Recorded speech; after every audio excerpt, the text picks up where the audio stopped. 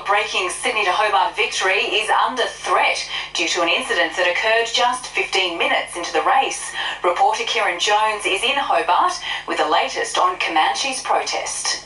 Even on dry land, the battle of the Supermaxis continued. Only moments after a congratulatory handshake with Wild Oats skipper Mark Richards, Comanche counterpart Jim Cooney confirmed he would be protesting. It's very simple. It was a port starboard infringement. We were the right-of-way boat and they were the giveaway boat, and they failed to give rate. We had to take evasive action or possibly take both of us out of the race. It was a move Richards was desperately hoping to avoid. You were the skipper of Comanche. Would you protest? No, I wouldn't. If that was a blatant infringement, well then obviously, we would have done our turns, but it actually wasn't.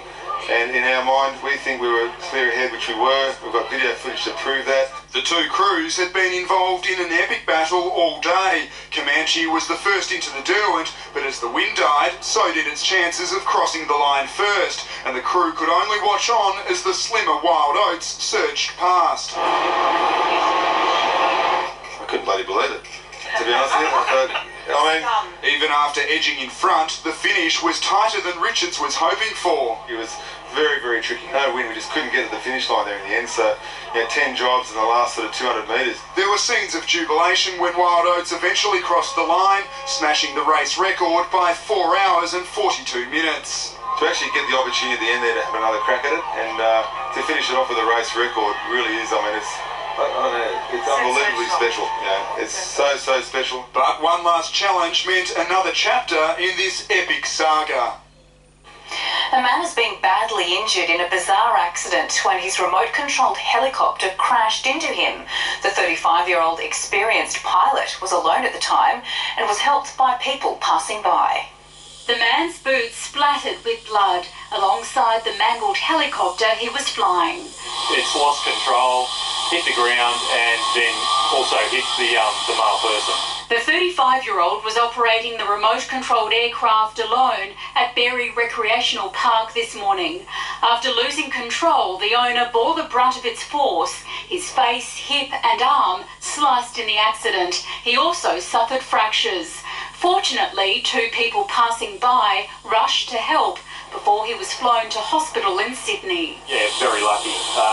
The male was rendered assistance by those people and, very lucky.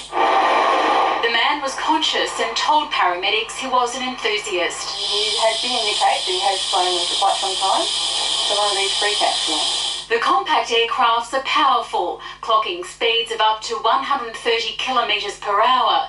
They're also built to perform acrobatics.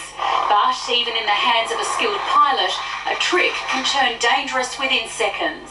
It's not something that we just, sell off the shelf. It's something that we would sit down with the person who's purchasing it and run them through the risks. While the man is recovering here at St George Hospital, experts say the outcome could have been more serious.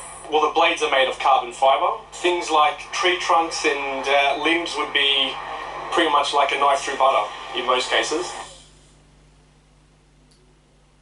A Lambton resident is urging dog owners to keep their pets indoors this New Year's Eve during fireworks displays. It comes after Shannon Clark's beloved dog Jetta ran from their home 10 days ago when the Lambton Park carols and fireworks were being staged. He's since launched an extensive social media campaign to bring her home. There's a substantial reward on offer. I'll be forever in anyone's debt that can bring back. Jetta, a German short-haired pointer, has been sighted at Waratah. If you can help, head to the NBN News website. For some, a morning cup of coffee is a sacred ritual. But for the family you're about to meet, a love of caffeine has transformed into a full-time job. After conquering Newcastle and the Central Coast, Glee coffee roasters are now looking to Queensland to share their blend. For the Gleeson brothers, there's much more to a coffee than just milk and beans. I'm passionate about coffee tasting as good as it can and sort of pushing the boundaries on what just a simple cup of coffee